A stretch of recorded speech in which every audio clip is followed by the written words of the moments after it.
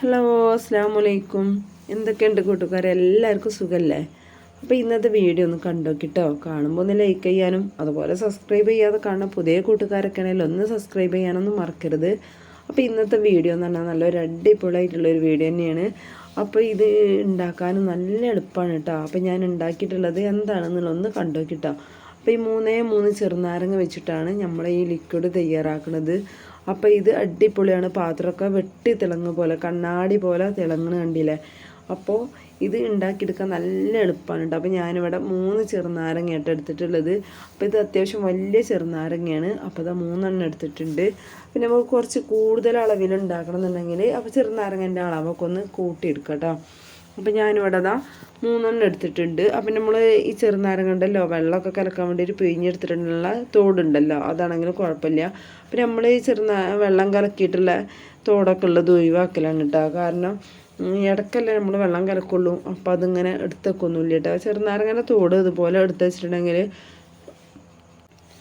ചിലവരൊക്കെ അതായിട്ട് അച്ചാറിടുക, ഉപ്പിലിടുക, അങ്ങനെയൊക്കെ ഓരോ പരിപാടി ചെയ്യുന്നുണ്ട് കേട്ടോ. അപ്പോൾ അതിനെക്കാട്ടി നല്ലൊരു ഇത് തന്നെയാണ് ഈ ലിക്വിഡ് ഉണ്ടാക്കൽ. അപ്പം ഞാനിങ്ങനെ വിചാരിച്ച് ഇനി ചെറുനാരങ്ങൊക്കെ പിയുമ്പോൾ അങ്ങനെ എടുത്തൊക്കെ തന്നെയാണ് നല്ലത് എന്നൊക്കെ വിചാരിച്ചിട്ടോ. പക്ഷെ 1-2 ഒക്കെ ഉണ്ടാകുമ്പോൾ ഇങ്ങനെ ഇരിക്കുമ്പോൾ പിന്നാണ്ട് എടുത്ത് ഒഴിവാക്കും. അപ്പം നമ്മൾ തോടൊന്നും ഇല്ല എന്ന് കണ്ടപ്പോൾ ഇതുപോലെ ഒരു 3 ചെറുനാരങ്ങ, വലിയ ചെറുനാരങ്ങ എടുത്തുങ്ങാണ്ട് ഇതുപോലെ കട്ട് ചെയ്തെടുത്തിക്കണം, 4 കഷ്ണമാക്കി എടുത്തിക്കണം കേട്ടോ. അപ്പോൾ ഇത് വെന്തിടണമെങ്കിൽ നമുക്കൊന്നത് മിക്സിയിലിട്ട് അടിച്ചെടുക്കാനുള്ളതാണ്. അപ്പോൾ അതുകൊണ്ട് തന്നെ ഞാൻ ചെറിയ കഷ്ണമാക്കിയിരിക്കണത്. അപ്പോൾ ഇതാ പാത്രത്തേക്ക് ഇട്ട് കൊടുത്തിട്ടുണ്ട് കേട്ടോ. അപ്പോൾ ഇതുപോലെ കറൊക്കെ പിടിച്ച പാത്രമാണെന്നുണ്ടെങ്കിൽ നമുക്ക് ആ പാത്രത്തിലത്തെ കറൊക്കെ കൊണ്ട് പോയി കിട്ടും ചെയ്യും, ചെറുനാരങ്ങ ഒന്ന് തിളപ്പിച്ചെടുത്തിട്ടുണ്ടെങ്കിൽ.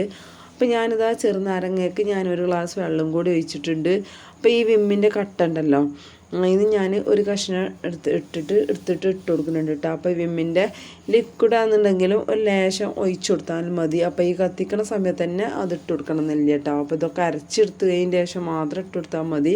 ഇതിപ്പോൾ ഒരു ചെറിയൊരു പീസായിട്ട് ഇട്ട് കൊടുക്കാൻ പാടുള്ളൂ. അപ്പോൾ ഇതാ അത് ഞാനും ഇട്ട് കൊടുത്തിട്ടുണ്ട്. അപ്പോൾ അത് ഇട്ട് കൊടുത്തിട്ടില്ലെങ്കിലും നമുക്ക് പതല്ലെങ്കിലും നമുക്ക് ഈ ചെറുനാരങ്ങന്നെ നല്ലൊരു സംഭവമാണ് കേട്ടോ. പാത്രത്തിന് നല്ല പാത്രത്തിൻ്റെ തിളക്കം കിട്ടുകയും ചെയ്യും. അതുപോലെ പാത്രങ്ങളെ ഈ കറ പിടിച്ച കറൊക്കെ ഉണ്ടല്ലോ, അതൊക്കെ പോയി കിട്ടാനൊക്കെ നല്ലതാണ് കേട്ടോ ഈ ചെറുനാരങ്ങ. അപ്പോൾ കണ്ടില്ലേ, തിളച്ച് വരുന്ന സമയത്ത് തന്നെ അങ്ങോട്ട് പതഞ്ഞിട്ട് ഇങ്ങോട്ട് പൊന്തും. അപ്പോൾ അത് നമുക്ക് അപ്പോൾ തീയൊന്ന് കുറച്ച് വെച്ച് കൊടുത്താൽ മതി. അപ്പോൾ അതൊക്കെ ഒന്ന് താന്ന് കിട്ടും കേട്ടോ. അപ്പോൾ ഈ നമ്മൾ ഈ സോപ്പൊക്കെ ഒന്ന് അലിഞ്ഞിട്ടുണ്ട്. പിന്നെ അതുപോലെ ചെറുനാരങ്ങ ഒന്ന് വെന്തിട്ടുണ്ട് കേട്ടോ. അപ്പോൾ കണ്ടില്ലേ, ഈ രൂപത്തിലായി കിട്ടിക്കുന്നുണ്ട്. അപ്പോൾ ചെറുനാരങ്ങക്ക് ആ കളറുണ്ട് പിടിച്ചതാണ്. അപ്പോൾ അതൊക്കെ ഒന്ന് നന്നായിട്ട് ചൂടറിയതിന് ശേഷം പിന്നെ അതൊന്ന് അരച്ചെടുക്കണം.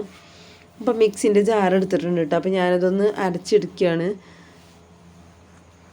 അപ്പോൾ വിമ്മിൻ്റെ കട്ട ചേർത്ത് കൊടുത്ത കാരണമാണ് കേട്ടോ ഈ ഒരു കളർ വന്നിട്ടുള്ളത്.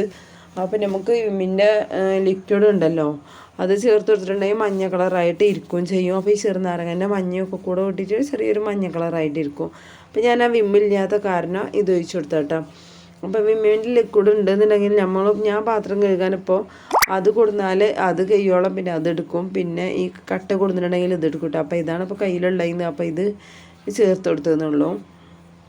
പിന്നെ ഞാനിത് ഇവിടെ ഇത് അരച്ചെടുത്തുകൊണ്ട് ഒന്നും കൊണ്ട് അരിച്ചെടുത്തിക്കണ്, നന്നായിട്ടൊന്ന് അരച്ചെടുത്തിക്കണ്. അതിന് ശേഷം ഒന്ന് അരിച്ചിട്ടാണ് എടുക്കേണ്ടത്. അപ്പോൾ അതിൽ ചണ്ടിയൊക്കെ ഉണ്ടാവില്ല, അതൊക്കെ നല്ല പോയി കിട്ടാൻ വേണ്ടിയിട്ട്. പിന്നെ ഒരു ബേക്കിംഗ് പൗഡറാണ് കേട്ടോ, ഒരു ടീസ്പൂണിൻ്റെ അടുത്ത് ചേർത്ത് കൊടുത്തിട്ടുണ്ട്. പിന്നെ അതുപോലെ ഒരു 1.5 ടേബിൾ സ്പൂണോളം സുർക്കയുണ്ട് ഒഴിച്ച് കൊടുത്തിട്ടുള്ള വിനാഗിരി, അതും കൂടി ഒഴിച്ച് കൊടുത്തിട്ട് നന്നായിട്ടൊന്ന് ഇളക്കിയെടുക്കുന്നുണ്ട്. അപ്പോൾ പതഞ്ഞിട്ടൊക്കെ പൊങ്ങി വരുന്നുണ്ടായിരുന്നു കേട്ടോ. പിന്നെ അതൊക്കെ താന്ന് വരും. അപ്പോൾ അത് നന്നായി ഒന്ന് ഇളക്കി കൊടുത്തതിന് ശേഷം വേണമെങ്കിൽ നമുക്ക് ഈ ബോട്ടിലാക്കി കൊടുക്കാൻ. അതുപോലെ ഒരു ബോട്ടിലാക്കി വെച്ചിട്ടുണ്ടെങ്കിൽ നമുക്ക് ആവശ്യത്തിന് എടുക്കാനൊക്കെ നല്ല എളുപ്പമാണ് കേട്ടോ. അപ്പോൾ നമുക്ക് ഒരു ഹാൻഡ് വാഷിൻ്റെ ഒരു ബോട്ടിലാണ് ഇട്ടുള്ളത്. അപ്പോൾ ഇതുപോലെ ലിക്വിഡിൻ്റെ ബോട്ടിലൊക്കെ ഉണ്ടായിരുന്നത് നമ്മൾ ഒഴിവാക്കിയിട്ടാ. അത് കഴിഞ്ഞ പാടന്നെ പിന്നെ അതൊക്കെ ഒഴിവാക്കി. പിന്നെ നമ്മൾ ഇതുപോലെ എക്സോൻ്റെ ഈ കട്ടൊക്കെ ആണ് കൊണ്ടുവരുന്നത്. അപ്പോൾ അതുകൊണ്ട് തേക്കും ചെയ്യും. അപ്പോൾ ഞാൻ വിചാരിച്ചു ഇതുപോലെ ഒന്ന് ഉണ്ടാക്കി നോക്കാമെന്ന് കേട്ടോ. അപ്പോൾ നല്ല അടിപൊളി. അതിൻ്റെ സ്മെല്ലാണെന്നുണ്ടെങ്കിൽ ഈ ചെറുനാരങ്ങ എന്ന് പറഞ്ഞാൽ ഭയങ്കര ഒരു സ്മെല്ല് കേട്ടോ. അപ്പോൾ എനിക്ക് നല്ല ഇഷ്ടമാണ് ഈ ചെറുനാരങ്ങ. പിന്നെ നമുക്ക് നല്ലതാണല്ലോ കൈക്ക്, നമ്മളെ കൈമ തട്ടിയാലും ഇതൊന്നും കുഴപ്പമില്ലല്ലോ. അപ്പോൾ ഞാനിവിടെ ഈ കട്ട കുറച്ചായിട്ട് ചേർത്തിട്ടുള്ളൂ, കൂടുതൽ ചേർക്കരുത്, ചെറിയൊരു പീസ് മാത്രമായിട്ട് ചേർക്കാവൂ. അപ്പോൾ നമുക്ക് ഈ ചെറുനാരങ്ങക്ക് അനുസരിച്ചിട്ട് ചേർത്ത് കൊടുക്കാം. അപ്പോൾ ഞാൻ അത്രയും ചേർത്ത് കൊടുക്കണമെന്നില്ല കേട്ടോ. അപ്പോൾ ഇതിനെക്കാട്ടി ചെറിയൊരു പീസ് ചേർത്ത് കൊടുത്താൽ മതി.